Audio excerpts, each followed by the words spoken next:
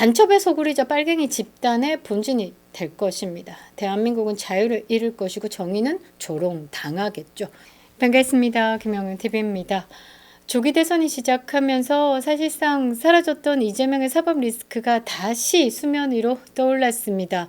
대법원이 말이죠. 어제에 이어서 오늘 이 이재명의 선거법 위반 사건을 전원 합의체 심리 다시 열었습니다.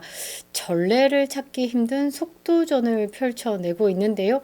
1심 유죄, 2심 황당한 무죄. 이 유무죄가 엇갈렸던 이 사건 최종 판결이 어떻게 나오느냐에 따라서 이재명이가 나가리 되느냐, 출마를 갈 수 있느냐, 이런 판단을 받게 되는 겁니다. 대한민국 정치 지형이 사법부 판단에 따라서 급격하게 요동치는 일이 또 생긴 건데 말이죠. 언제까지 이렇게 법의 판단에 정치를 내맡겨야 하는지 좀 생각이 좀 많이 필요해 보입니다. 이재명의 잠 못 드는 밤, 태풍의 눈으로 떠오른 대법원 소식을 기다려 봅니다. 그런데 말이죠. 이재명보다 더 쪼려 있는 사람이 이 사람이지 않을까라고 생각을 하는데요. 문재인입니다. 문재인의 정체가 들통났습니다. 이게 뭐 그냥 뇌물죄, 감봉권 써잡쌌다 이 정도를 넘어서 이 매국을 한 것이 들통이 났는데 말이죠. 전주지검이 문재인 전 대통령의 뇌물 혐의를 기소했습니다. 딸 문다혜, 그리고 전사위조 서씨, 그리고 이스타항공 창업주 이상직까지 얽힌 비리의 고리는 이미 단단했습니다. 게임회사 출신이죠. 그 게임회사 이름도 토리 게임즈였습니다. 이 게임회사 출신이 태국 항공사 임원으로 취업하게 된 배경, 그 직전에 터진 중진공 이사장 임명, 이건 결코 우연이 아니다라고 하죠. 그런데 좌파들은 말입니다. 정권의 보복이다라고 입을 털고 있습니다. 장난합니까? 지금? 문재인 사위의 특혜 채용은 이번이 빵 터진 처음이 아닙니다. 문재인 정권 때부터 있어 왔고요. 이 윤석열 정부 초반에 이 수사가 진행됐다가 잠시 멈췄었습니다. 그래서 국민은 알고 있죠. 이거 보복 아닙니다. 그냥 봉인된 진실이 터진다라는 것을 말이죠. 근데 이게 시작에 불과합니다. 진짜 문제는 뭐 개인의 비리, 그러니까 너 그 집구석의 일이 아니다라는 거죠. 문재인 정권의 핵심은 말이죠. 국가 해체에 있었다라는 겁니다. 사적 이권과 가족 비리의 구조, 이 다음 더 큰 건이 터졌는데요. 9.19 합의로 드러난 국가안보 조작의 실체에 대해서 알아보도록 하겠습니다.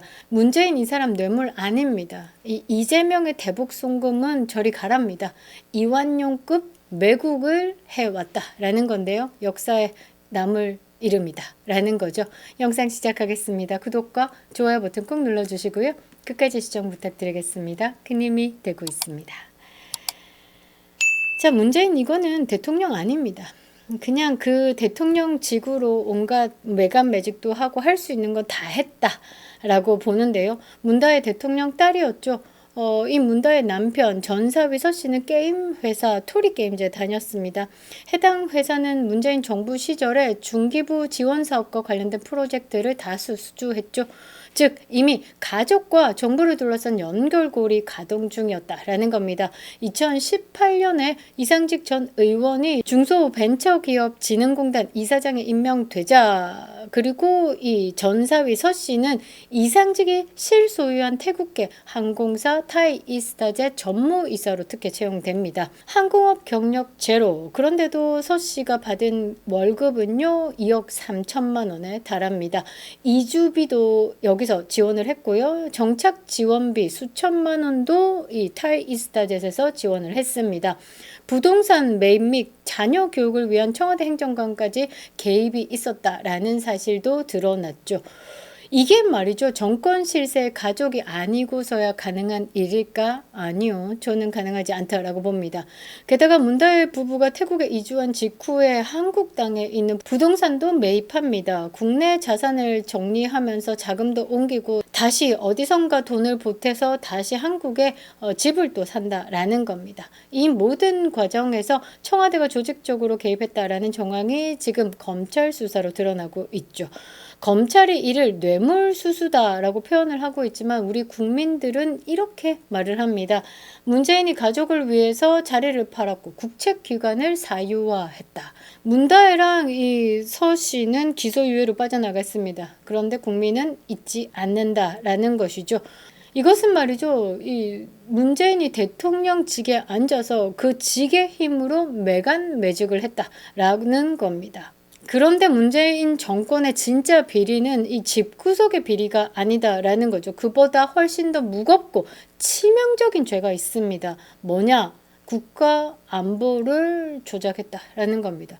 통계 조작에 이어서 국가 안보 조작까지 있었다라는 거죠. 2018년입니다. 남북은 9.19 군사 합의를 체결했습니다. 그 일환으로 비무장지대 DMZ에서 GP 11곳을 상호 철수하기로 했습니다. 니 하나 없애면 나 하나 없앨게. 니 하나 없애면 나 하나 없앨게. 이거 했다라는 거죠. 근데 문제가 북한의 지피였습니다. 우리나라 지피는요. 이 산등성이라든지 이렇게 지상의 구조물을 두고 있죠. 그런데 북측의 지피는요. 지하에 있습니다. 그 지하 갱도에 안에 탄약고도 있고요. 지휘통제시설까지 구축된 철통 방어시설입니다. 남북이 동수의 철수다라고 하게 되면 남측은 안보 공백이 발생하는 구조일 수밖에 없다라는 거죠. 합참은 이를 국방부에 경고를 했습니다. 그런데 문재인 청와대는 이를 묵살했죠. 도리어 유엔군 사령부까지 속이는 조작 문서를 만들었습니다. 이거 국제사회가 지금 분노할 포인트다라는 것이죠. 북한의 검증 제한은 도보 방문 하루였습니다. 지하시설 확인은 사실상 불가능한 방식이죠. 그럼에도 합참은 이를 수용했습니다. 검증 기준은 완전 파괴에서 불능화로 슬쩍 바꿨습니다. 약간 순한 맛이 됐다라고 볼 수 있죠. 실제 검증 결과는 충격적입니다. 무장병력 운영 중인 지피 확인, 지하갱도 정제, 의심되는 지점이 3곳이다. 파괴되지 않는 총항구 31곳이 있다. 그러나 발표는 완전 불능화 달성이다 라고 발표했습니다. 아니, 무장병력이 지금 가득 찬 지피가 지금 실제적으로 운영 중이다. 그리고 지금 파괴되지 않은 총항구 부부부 하는 그게 31곳이 있다라고 했는데도 이 보고서에는 완전 불능화 달성. 우리 쪽만 박살냈다라는 겁니다. 보고서 조작된 거죠. 검증단들에게 서명을 강요했습니다. 유엔군 사령부까지 허위 결과 보고서를 줬다라는 거죠. 그러면서 문재인이가 호호호 전쟁을 종식 선언해달라 라면서 이 국제사회에서 빌빌거리기도 했었죠. 이거 실수 아닙니다. 이건 매국입니다. 저는 매국이다라고 봅니다. 감사원은요. 정경두, 서욱 등 당시 국방수뇌부 6인을 대검에 수사 의뢰했습니다. 그리고 이제 국방사기극의 책임자 문재인이라는 결론에 가까워지고 있다라는 것이죠. 이 대가리가 문재인이다라는 겁니다. 문재인의 승인 없이 이게 가능할까? 아랫사람들끼리 이 보고서가 조작이 가능할까? 절대 네버 결코 안 된다라는 거죠. 대장동 게이트의 대가리가 누굽니까? 이재명입니다. 이재명이 인허가권, 최종 결정권자로서 모든 것을 결정합니다. 그래서 지금 대장동 게이트의 끝은 누구? 이재명이다 라고 말할 수 있는 거죠. 이 보고서 조작부터 시작해가지고 지피 철수 이런 것들 결정? 아니요. 대통령이 뭡니까? 군 통수권자입니다. 1인자라는 말입니다. 그런 사람의 결정 없이 이게 보고서가 조작이 됐을까? 안 돼 올시다 라는 말이죠. 그래서 결론은 문재인입니다. 군을 속이고 국민을 속이고 동맹국까지 속였죠.